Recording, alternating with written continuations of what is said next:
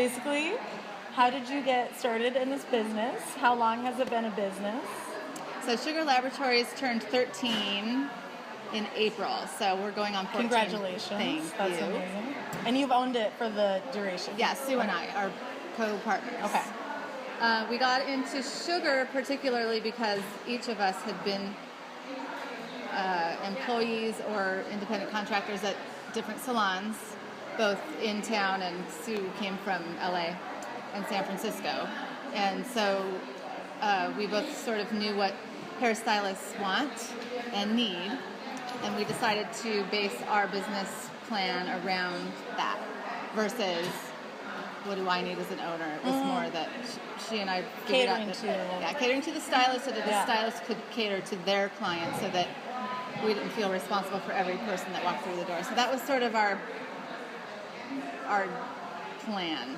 And it's worked because we've been open for 13 years, and for the most part we've had very little turnover other than the receptionist. So that's always a job that, 3 years they'll kind of move on. That's still a long time, but like Cindy's been here 6 years, and so it's unheard of for hairdressers to be in one place for 13 years. So yeah, it's very cool. impressive. Yeah. How long have you been in the industry itself? I'm 43. That means I've been doing hair for 21 years. Wow, that is awesome. So so you said you do not have employees? Our employees consist of 3 receptionists. Okay. And our will you explain how that works? Yeah, so basically they're the only ones that are on a W-2. Okay. All of our stylists are independent contractors, so they pay us each month a steady amount, and then so that's what we can count on, right? Correct. So but that includes all reception and bookkeeping and all of the. So stuff. Someone does their books for them, the stylists, or they do their own? In a way, they manage the stylist books for them. They answer all the phone calls for them, unless they prefer to call their clients. Everything goes through the front desk, and then the variable for income or overhead or whatever is the retail. So we pay each stylist on a sliding commission scale. Okay, for the products to 20%, that they sell. Yes. Okay, excellent. So how many people work in the building? 22. Okay, good. So we meet the requirement of 15 employees. Yes. Okay, so you cater to the stylist, and then you also have massage therapists? And 1 massage therapist. Okay. 2 estheticians. Okay. And 2 nail techs. All right, and they are upstairs. Yes. So what is how would you describe the management structure? Well, Sue and I are the owners, so we basically, I guess, run the show from back here. Cindy's kind of the front of the house she's the versus person back that of the you house. go to first, and she either lets you through to us or, cuts. I guess she's our protector. Right. The gatekeeper. Right. There you go. And she's good at it. Yeah.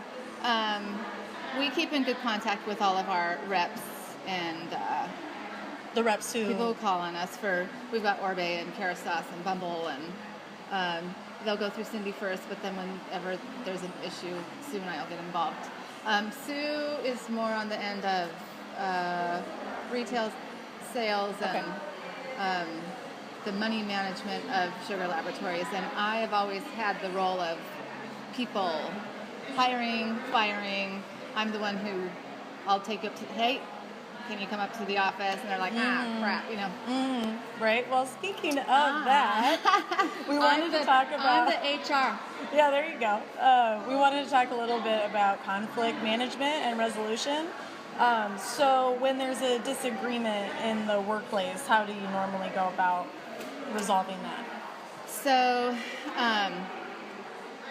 when we opened Sugar, we basically made a handbook that very clearly states what our expectations are for upholding standards and behaviorally and all of that stuff. And of course, there's always something.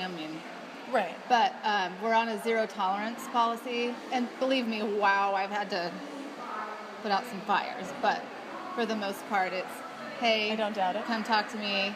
Look, no, okay, never again. Sometimes I'll have them sign. I'll write up a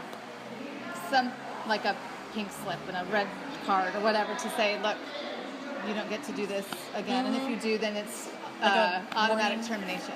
Okay. Yeah, so you'll get a good warning unless you're, unless it's something obnoxious, which happened only once. But so, as far as management goes, it's a warning and then it's action. Everybody here is on a month-to-month lease so that we're not stuck with them that's pretty cool. any more than they're stuck with us. So I need a 30-day notice if you're going to take off, and I'm going to give you a 30-day notice if we're letting you go, which I've never had to do. Usually it's been automatic termination. So Okay. So, what's the worst conflict that you can remember? well, without using names, Right. we had one of our stylists punch another stylist in the staff room. That was fun. Oh my God, grown women.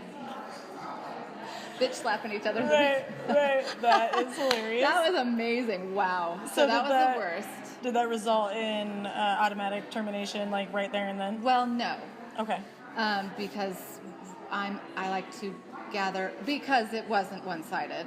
Right. I had to gather both sides of the story, and then Right. the other sides of the story from witness and all of that. And once I gathered it all together, I said, can you come to my office? Right. And then it was, you don't get to hit people. We don't hit. You're out. And we did give her actually a 2-week notice because Okay. we're cool like that. So since Because we you're loved her, and it was definitely a situation where it had been like escalating for years. So since you're kind of on the people end of things, you were the one to navigate that and kind of. It was a team effort, but in the Yeah. the final moment is me saying, So you were the mediator. I definitely am the one to say, we're terminating your lease. Sorry. Can I please have your key? Right. And then, try to say Oregon being a right to, what is it? I'm having a brain blank, but you really can terminate somebody without giving a reason. Right, You don't have right. to, But I usually will try to at least explain that this is what's up. And, in that particular case, it was like, duh. Have you ever had to terminate someone right then and there? Let me think. No. Oh, that's pretty lucky. 13 Yeah, years usually a of warning. business. Yeah. So does Sue do hair also? Okay, cool. Sue, I guess so from that experience, from the people hitting and punching each other in the break room, what did you learn from that experience, and were there positive outcomes from it that you took away or that other employees took away? Don't hit. There've been, that was so random and weird, but I've got many other stories of hiring and firing that are far more interesting, so Do you learning care to- so how can I explain? I think my philosophy in that is that if we're right, then I have no problem saying you got to go. Right. If I feel a little bit like, I don't want to let them go, but I'm letting you go, sorry, that's when I don't. If it feels just, then I have no problem with it. So, but I think that I learned that the same stuff goes on no matter how old you are, I guess. The same problems occur, whether you're in a dental office or a, hair salon. Or a bar. Or a bar. I mean, it's the same sort of pecking order. It's just how people deal with it. And like I said, I'm a drama-free zone. I don't like that. And one of our catchphrases is, I don't care if you don't like each other, but you have to fake it while you're here. Nobody gets to treat anybody else poorly. And if somebody's treating somebody poorly, then I will say, you come here, I need to talk to you. You don't get to act like that. So what is the hierarchy here, would you say? So Sue and I, Uh-huh. and then, it's hard. it's a tough one between the manager and the stylist because truly they are her boss as well. You know what I mean? Cindy's boss. Yeah, because Uh-huh. they pay her. Right. Does that get confusing? No, because Okay. everybody very highly respects Cindy, Right. and there's a mutual respect going on for everybody. And because good. we're clear with what the expectations are, I think that it's rarely a problem. And then if we do come up with issues or butting heads, I do put out a staff letter. I try to do it. I try to do it at least a couple times a quarter. I used to do it every month, and then it got a little bit redundant, I guess. But I really should dig out some of my old staff letters and read them to you. They're funny. Yeah, that would be awesome. Just of all the little stuff. Because, Right. you know, I don't like notes around the staff room. Don't put your shit in my shit. No, and, you know, who moved my cheese? That kind of stuff. I don't, no notes. You know, if you have a Right. problem, come to me. I'll put it in the staff letter. And, Okay, you there know, you no go. passive aggressive. Right, right. Yeah, I was going to ask because you have certain stylists that have been here for so long. Does that get kind of like messy or confusing with like the seniority versus like newer stylists? Well, that's where we are so unique because there is no new stylist here. Oh, They're all that's awesome. they've all been here since the beginning, yeah. Wow, literally. that's great. Well, then there goes my other question. I was going to ask about like the organization of like the culture that you guys have established here, and like when a newcomer comes in, like if there's any kind of orientation or like how you treat them if you guys go out for drinks or whatever. But I guess that's kind of null and void. So we've had new receptionists, and I'll tell you, they get so spoiled and that everything runs. It's a pretty well-oiled machine, and so when something does go wrong, they all freak out, like, "Oh my God, she sucks!" And there's always this sort of learning curve with the poor receptionist that comes in, and you know, she's not Cindy, Right, and she's right. no, you know, Ray or whatever. Right. And it's like, and then 2 months later, everybody's like, "Oh my God, what would we ever do without her?" And it Right. happens every single time. The receptionists have a big learning curve because they have to learn the personalities and the books and the timing, and just each stylist we allow everybody to have their own thing, even though they have to abide by certain boundaries, you know? Have you ever had problems with like people, like stylists, being too close, or like the friend boundary being crossed, like with Fraternizing. you or with them? Fraternizing. Oh, I think that's another thing about hairdressing, that you kind of get to do that a little bit. I think in any situation when, you know, you get drunk with the boss, maybe it takes the boss down a notch, but I go to Aztec all the time with everybody. And it's like not a problem. I have no problem cutting off that, and if I need to be business, I have no problem talking business. Right. You seem like that. And I can be your best friend. Right. Over here. Right. So I know my own boundaries, and I don't care if everybody's hanging out together whatsoever. Right. Yeah, as No. long as it doesn't interfere. As long as they show up for work the next day, and Right. yeah. Get the I've shit had to have together. some pretty uncomfortable conversations with people who I consider very good friends, where it's like, "Oh, dude, really? Come on," you know. But Right. but they also know that I'm going to talk to them like that, you know. Right. So there's an understanding. We've been together a long time. Upstairs, we've had Asa come in. She's our new manicurist, and she was welcomed with, you know, love and all that. When Kim left, she came back. When Renee left, she came back. When Randy left, he came back. Richard's gone, but he's still gone. And that's really, and Gretchen, she opened her own place downtown. But other than that, newcomers are just not the thing, except the front desk. We also sublet to Sarah, who is Golden, the Who's little Sarah? boutique next to us. Oh, golden. yeah, that's I our thought you were space. saying she was golden. Like She is just golden. golden. She's my girl. Nice. But I got a pair of underwear from her one time. oh, hanky pankies, I remember that. That's so funny. I do remember.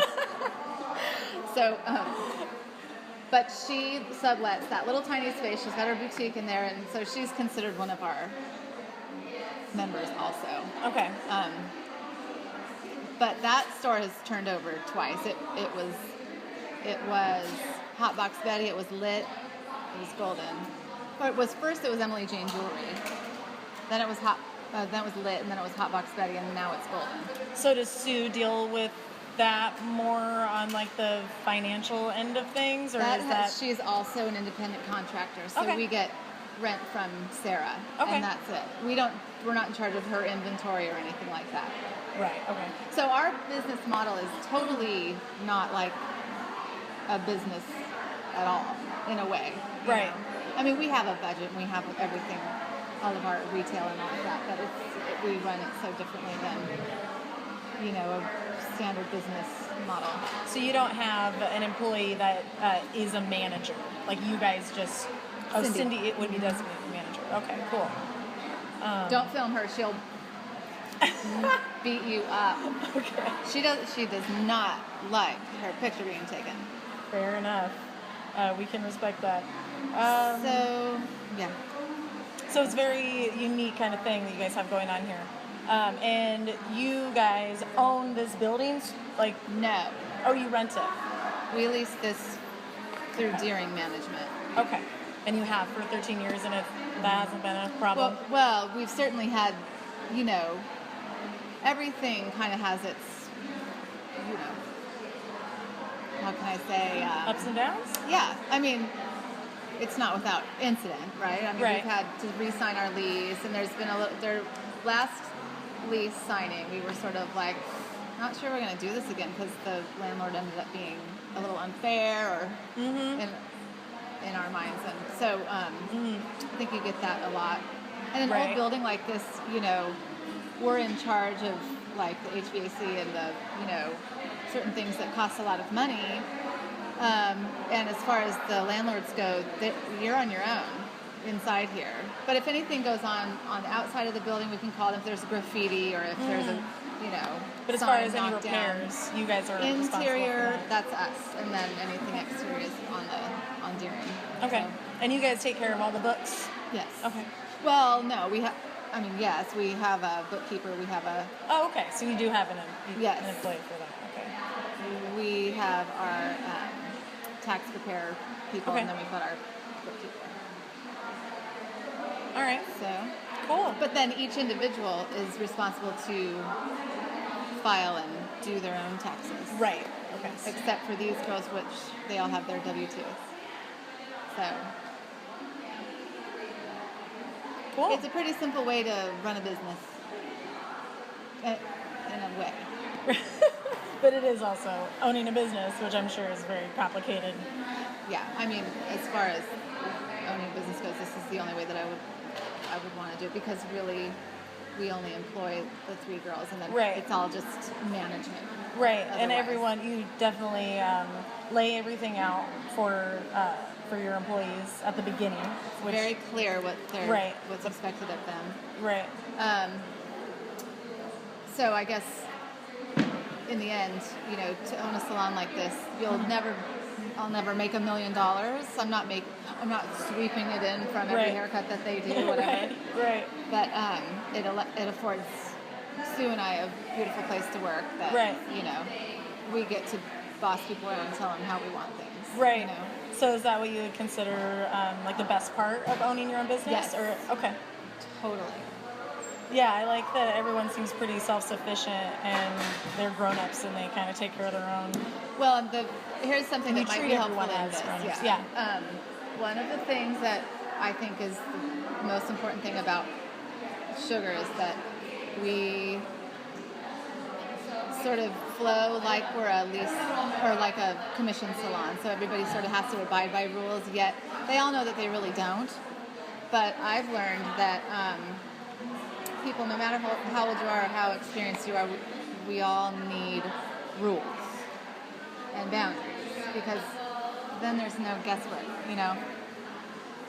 Nobody gets to walk agree around with with their venti latte and nobody gets to put up pictures of their family and you know what I mean? Right. It's things like that. Code Right. of conduct and Right. Which just makes it more effective of a business model. well, it I makes would- people I not would want to think. leave because they know what to expect. And Right. it's been super fun, that's for sure. I mean, Yeah. it's been a trip. 13 years later, Yeah, I mean, do you have any plans for the future as far as like changing the business or anything? Well, we always talk about um, the fact that there's so much that needs to be done to revamp and just keep things up. It's so much though. I mean, yes, we're always talking about what our next move is. But right now it's sort of like if it ain't broke, don't fix it. Yeah. Right? Yeah, can't argue with A that. little paint here, a little Right. spit shine over there. Right. It's constant. Like that light bulb's out. It's driving me crazy. You're right, and the landlords aren't going to be taking responsibility for When that. the lease comes back around, they basically the building owner affords I don't remember what it's called right at this second, but it's like you get a little bit of an allowance to spend on freshening up your space. Oh, okay. It's sort of a little negotiating caveat in the lease where I can say, well, I need $20,000. Well, they'll be like, you don't get $20,000. Well, then we can't. Right. So, and then we can, spruce things up and Right. not get gouged. So, Cool. there's always something to do. Well, very informative. Is that a Talon, little what do you- GoPro?